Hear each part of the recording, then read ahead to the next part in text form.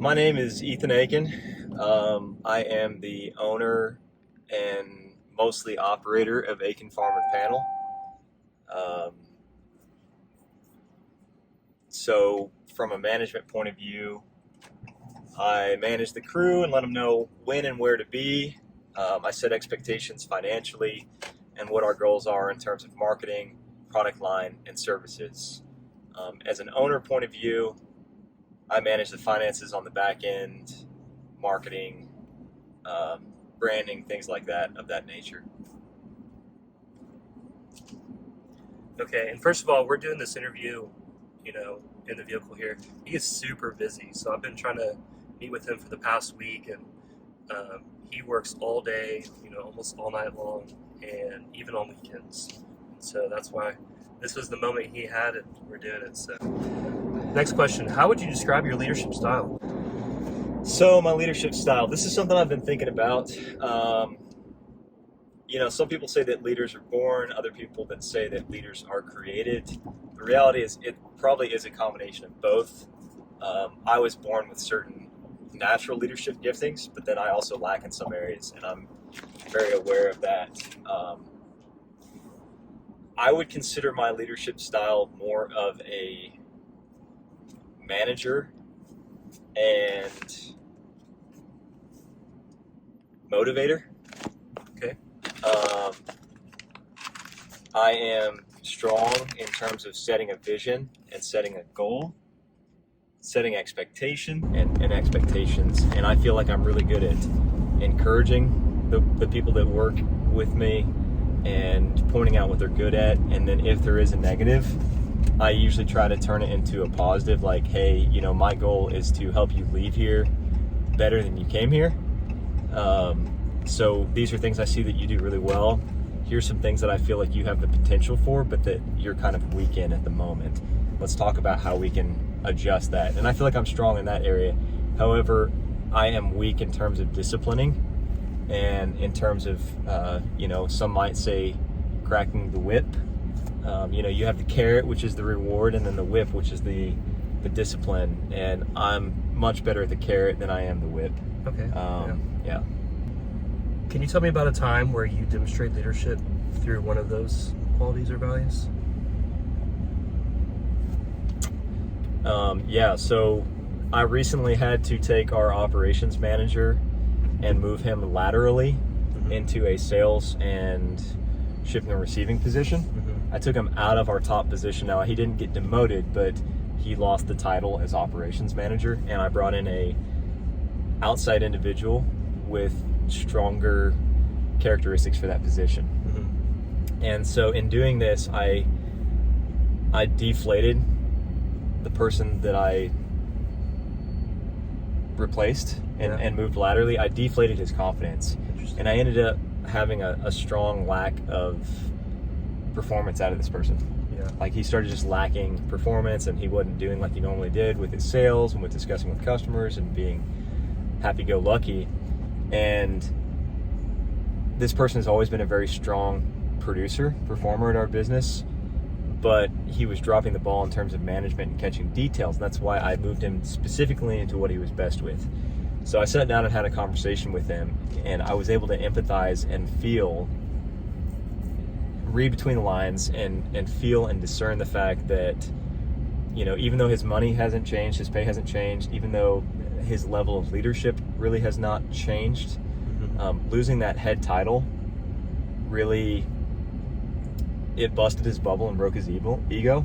And I realized that one of his rewards and motivators is his title, his prestige, the praise that he receives is more important to him than his pay, his benefits, and all these other things. So he didn't say this, but I was able to read between the lines and empathize with what he was feeling. And I was able to say, hey, look, you haven't been demoted. This isn't disciplinary. We love what you have done and what you're doing. And then, I was able to have that conversation with him one-on-one, but then in public and in business, once I was able to empathize and discern that, I have been able to publicly praise him in different ways, in front of customers and in front of other workers, just to say, wow, look at what a great job this person does. Look at how much they've done for us. He's awesome. I pointed out in one of our team meetings that he's produced more sales and more finalized service jobs than anybody else. And I was able to build him up with that, which is what I think kind of brought him back. Yeah. And allowed us to get some more production out of him and be in a more positive place with him as a company. That's good. Being direct and having discipline without being heavy-handed and crushing crew morale. Okay. So I'm trying to come in and say, hey, I've set a vision, I've set a marketing goal, I've set a financial goal, y'all all know this, but now I'm going to hold you accountable to it. Okay.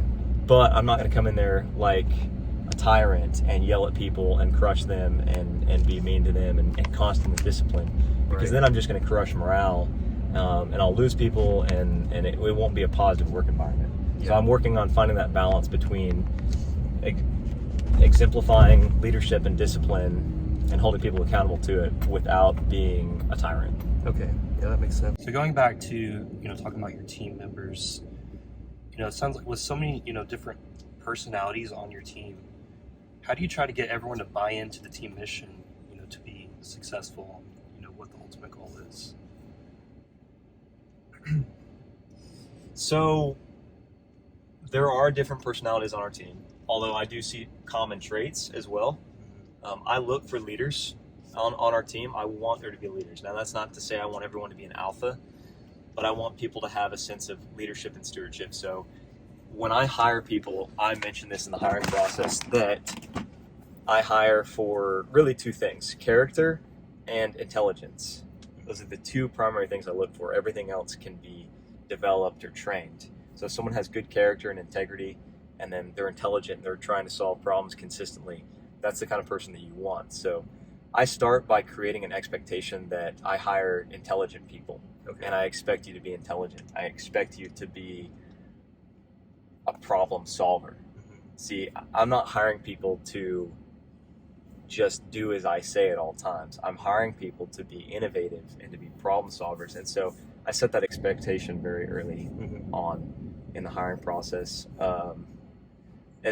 So that's the first thing, is I give people that personal responsibility, which is huge for buy-in. The second thing is I verbally express that I believe what's good for the goose is good for the gander, and what's good for the gander is good for the goose. In other words, what's good for the team is good for the owner and for Eakin Farm and Panel as a whole. What's good for Eakin Farm and Panel and the owner as a whole is good for the individuals. So we have different metrics. When we exceed certain monthly goals, everyone gets a bonus. They all get a financial bonus, and they know that. If they exceed like a second tier financial goal, everyone gets an even larger bonus. So they know that when we're working really hard, there's going to be a financial reward to them. Also, we do company team building. If your team is struggling to meet goals, how and what do you do to lead and encourage them to stay positive? Yeah, so this is very relevant. This is very relevant because we just went through this in a really major way. Our numbers were almost 50 to 60% down in terms of profits, which is major for us. We expect seasonal changes, but this was more than seasonal changes. I think the first thing is you have to address it. You can't just talk to one person here and there. You have to set the team down intentionally. And I tried to, what I did in this instance is I didn't want to crush the team, and I didn't want to make them feel that they were in risk of losing their jobs or that we were in a dire situation. But I also wanted them to understand the gravity and the impact of having downwardly trending numbers in a way that meant something to them. Not just something that goes, oh, Ethan's losing money out of his back pocket. See, that doesn't get anybody anywhere. Right. Also, it's the least important thing, is my personal money. It has more to do with the company and the whole. So sit everyone down, and I went over the hard truth. I said, hey, I've gone over the ledger very carefully.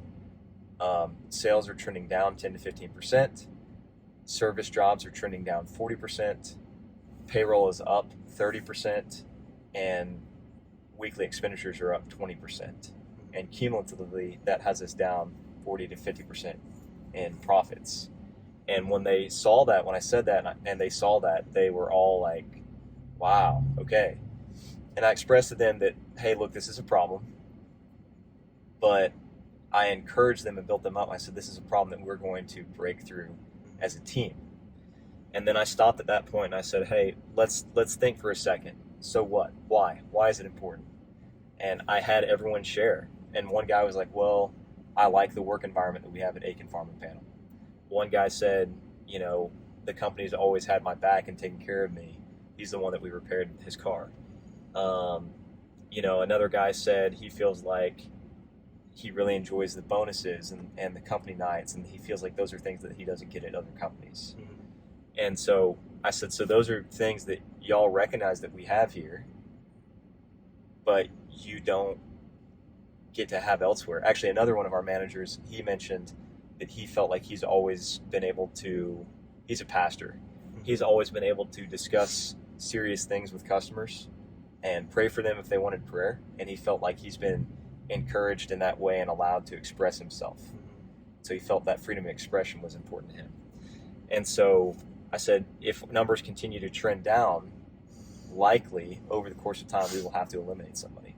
Yeah. But more than that, it's not, we're not sinking, but we're headed towards a problem area. Right. I said, if we can't correct this, we're going to have to start cutting some of the company dinners, some of, the freebies, some of the bonuses. And I don't want that. I want our guys to be fruitful. I want them to have the things that they need. So I kind of brought everyone back to the shared sense of how does it affect them personally, because people are selfish. And then I went on to, what do we have the ability to do as a team and as a company? Mm-hmm. Where can we go? We used to be here, and now we make X numbers of dollars a year and so many sales, and it's cool to be a part of something that's growing, something that's doing something. Mm-hmm. And I expressed, hey, we can impact the agricultural world this way. We can help people sustain their own food production. If there's ever a war on American soil, we can help, keep people in an area where they're safe and they're able to feed their own families. I made it about a bigger picture. Right. And then we talked about specifically what we could do to change. We talked about marketing, controlling expenditures, and tightening up our planning and identifying a clear plan for the week and going after it, rather than having waste time. Because I recognized that we had a lot of waste time spent doing tasks and working on things that right now aren't essential.